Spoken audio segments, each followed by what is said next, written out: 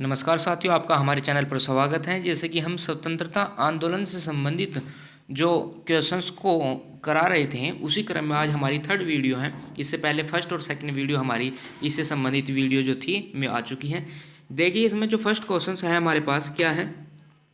वर्ष 1927 के Simon commission का बहिष्कार क्यों किया गया।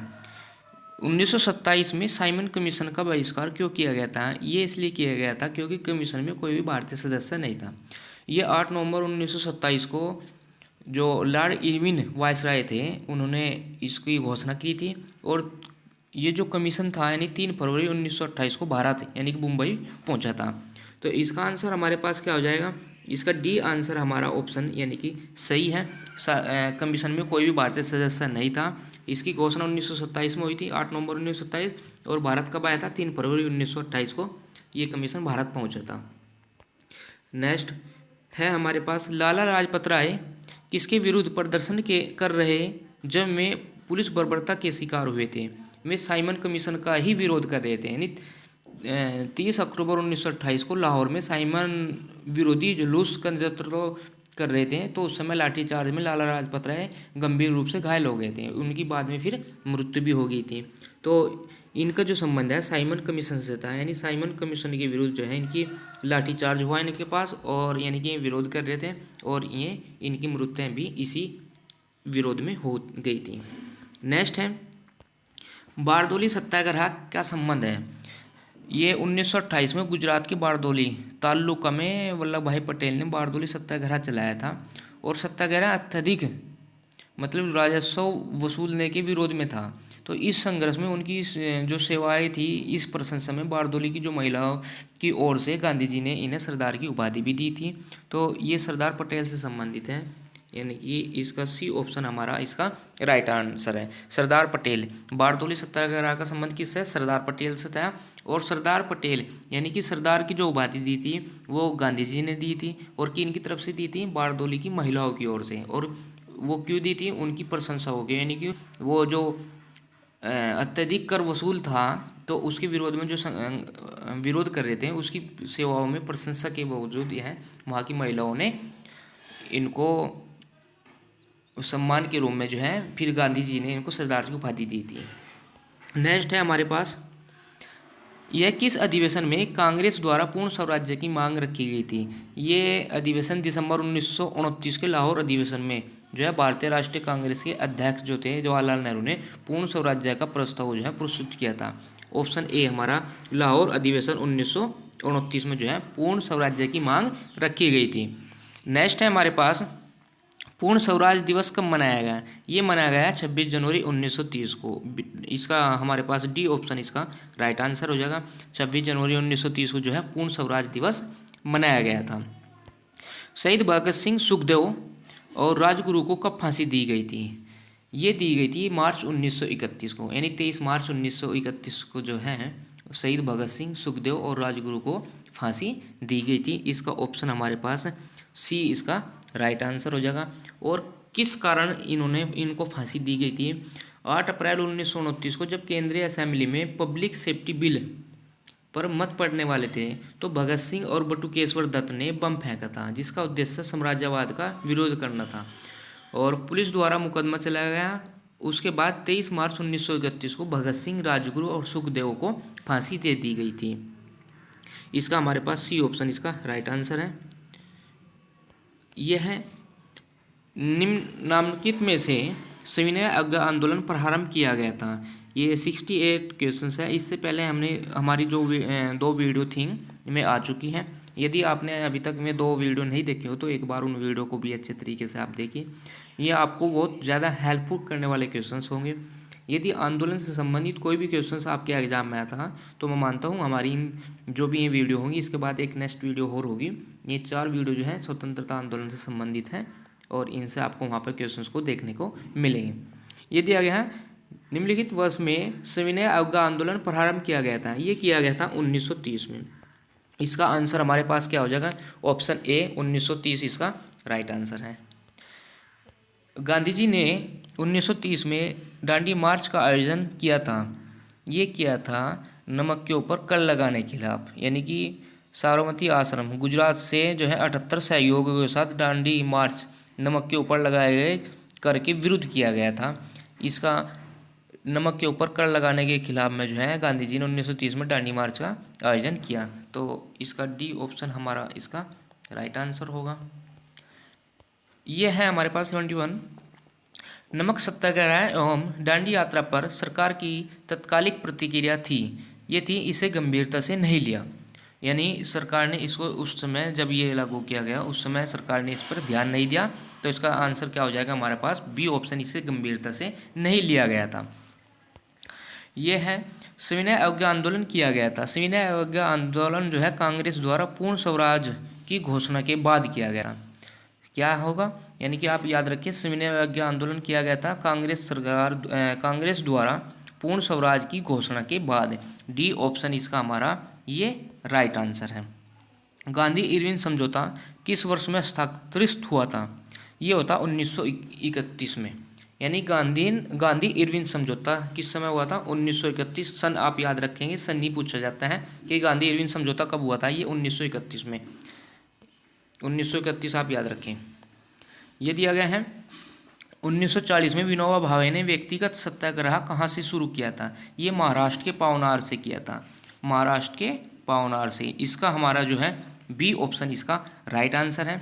ये 1940 में विनोबा भावे ने व्यक्तिगत सत्याग्रह कहाँ से शुरू किया था? महाराष्ट्र के पावनार से। भूदान आंदोलन निम्नलिखित में से किसने प्रारंभ किया था? ये किया था विनोबा भावे ने। विनोबा भावे ने ही यानी कि भूदान आंदोलन को प्रारंभ किया था। आप इनको सीधे सीधे याद रखें, ऐसे ही पूछे जाते हैं कि भूदान आंदोलन किसने प्रारंभ किया? विनोबा भावे ने किया। इससे पहले जो था 1940 में विनोबा भावे ने व्यक्तिगत सत्याग्रह कहाँ से शुरू किया था? वो महाराष्ट्र के पावनार से। तो आप यदि इस तरह से याद रखते हैं तो आपको एग्जाम में इसी तरह से क्वेश्चंस यानी कि मल्टीपल चॉइस में आपको ऐसे ही देखने को मिलेगा। बहुविकल्प भी सेम ही आते हैं ज़्यादातर। यह है क्रिप्स मिशन के असफल होने का सबसे महत्वपूर्ण कारण कौन सा था? ये था भारतीय रक्षा मंत्री के कार्यों के प्रश्न पर मतभेद करना, यानी कि इसका हमारा बी ऑप्शन इसका राइट आंसर है। क्रिप्स मिशन के असफल होने का सबसे महत्वपूर्ण कारण कौन सा था? भारतीय रक्षा मंत्री के कार्यों के प्रश्न पर मतभेद करना। ऑप्शन बी इसका राइट आंसर है। क्रिप्स मिशन, जिसे ब्रिटिश सरकार द्वारा कांग्रेस के नेताओं से बात करने और भारतीय समस्याओं के अंतिम समाधान हेतु प्रस्ताव प्रस्तुत करने हेतु भेजा गया था, भारत में कब आया? ये आया था मार्च 1942 में। ये मार्च 1942 में आया था, आप इसको याद रखें। यह है सुभाष चंद्र बोस ने कांग्रेस की अध्यक्ष से त्यागपत्र दिया था। ये दिया था 1939 में। 1939 में जो है इन्होंने त्यागपत्र दे दिया था कांग्रेस की अध्यक्ष से। और नेक्स्ट है हमारे पास, ये दिया गया है निम्नलिखित में से कौन से एक क्रांतिकारी थे जो बाद में एक योगी और दार्शनिक बन गए? वे थे अरबिंदो घोष, यानी कि डी ऑप्शन इसका राइट आंसर है। नेक्स्ट क्वेश्चन हमारे पास क्या है? मुस्लिम लीग ने भारत विभाजन की मांग सर्वप्रथम कब की थी? ये की थी 1940 में, यानी मुस्लिम लीग ने भारत विभाजन की मांग यानी भारत और पाकिस्तान की जो मांग हुई थी ये 1940 से आरंभ हुई थी 1940 में। यानी कि मुसलमान लोग जो हैं अपना एक मुस्लिम कंट्री मान रहे थे जो कि अब पाकिस्तान है। तो इसका आंसर हमारा क्या हो जाएगा? 1940, सी ऑप्शन इसका राइट आंसर होगा। यह है निम्नलिखित में से कौन INA से संबंधित नहीं है? 83 का हमने आंसर बताना है। यह RC दत्त। RC दत्त जो है INA से संबंधित नहीं है। इसके बाद भारत छोड़ो आंदोलन प्रारंभ किया गया था। भारत छोड़ो आंदोलन 1942 में आरंभ किया गया था। इंपोर्टेंट क्वेश्चन है। निम्नलिखित में से कौन भारत छोड़ो आंदोलन में शामिल नहीं थे? ये अंबेडकर जो हैं भारत छोड़ो आंदोलन में शामिल नहीं थे। और भारत छोड़ो आंदोलन में शामिल कौन थे? महात्मा गांधी, सरदार पटेल और जवाहरलाल नेहरू, ये जो थे भारत छोड़ो आंदोलन में शामिल थे।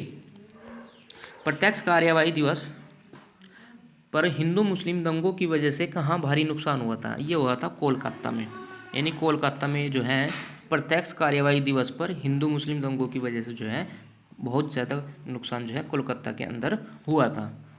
सुभाष चंद्र बोस ने कांग्रेस से कब इस्तीफा दिया? ये दिया था 1939 में। रिपीट क्वेश्चन है, अभी क्वेश्चन जो है इससे पिछले भी आया था।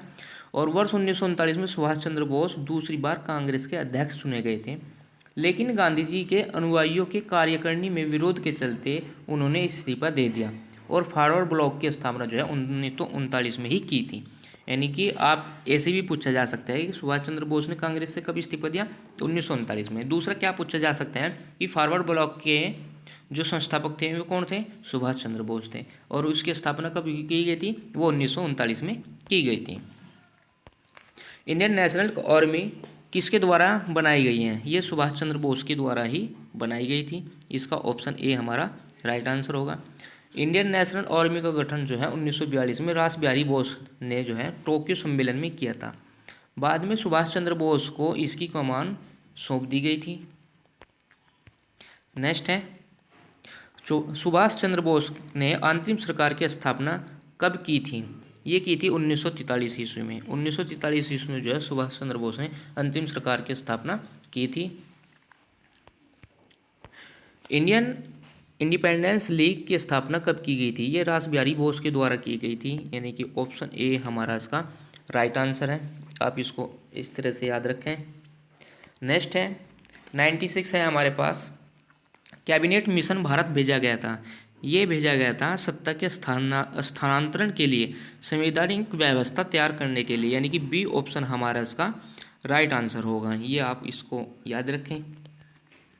मुस्लिम लीग की स्थापना कब की गई थी? 98 है। मुस्लिम लीग की जो स्थापना की गई थी 1906 में की गई थी। ये मुस्लिम लीग की स्थापना की गई थी। मुस्लिम लीग को प्रथम पृथक निर्वाचन का अधिकार कब मिला? मुस्लिम लीग को प्रथम पृथक निर्वाचन का अधिकार जो मिला था वो 1909 में मिला था। सी ऑप्शन इसका हमारा राइट आंसर है। ये सभी क्वेश्चंस जो थे हमने कराए इस वीडियो में, सभी इंपॉर्टेंट थे। और ये स्वतंत्रता आंदोलन से संबंधित हमारी थर्ड वीडियो थी। इससे पहले फर्स्ट और सेकंड वीडियो, यदि आपने अभी तक हमारी वीडियो नहीं देखी हो तो आप उस वीडियो को जरूर देखिए। आने वाले समय में यदि स्वतंत्रता आंदोलन से संबंधित जो भी क्वेश्चंस आपको एग्जाम में आएंगे तो मैं हमारी इन 3 वीडियो से जो अभी तक बन चुकी है और एक वीडियो और भी इसके अतिरिक्त आएगी, तो आप इन सभी वीडियो को, हमारी 4 की 4 वीडियो यदि स्वतंत्रता आंदोलन से संबंधित ये वीडियो देखते हैं तो मैं मानता हूं कि आप इन अच्छे क्वेश्चंस को कर सकते हैं। और सभी क्वेश्चंस जो थे हमारे ये इम्पोर्टेंट थे। एक वीडियो और होगी, वो भी जल्दी से आपको मिल जाएगी। जब तक आप इन वीडियो को देखिए। हमारे चैनल पर काफ़ी सारी वीडियो हिस्ट्री की पड़ी हुई है, अलग अलग टॉपिक पे पड़ी हुई है, साइंस की वीडियो है। और यदि आप यूपी टेट की तैयारी कर रहे हैं तो आने वाले समय में हम यूपी टेट या सुपर टेट की तैयारी भी इसमें अच्छे तरीके से, यानी जो वीडियो हमारी फेस टू फेस होगी, अभी तो हमारी जो है बिना फेस के हम वीडियो बना रहे हैं।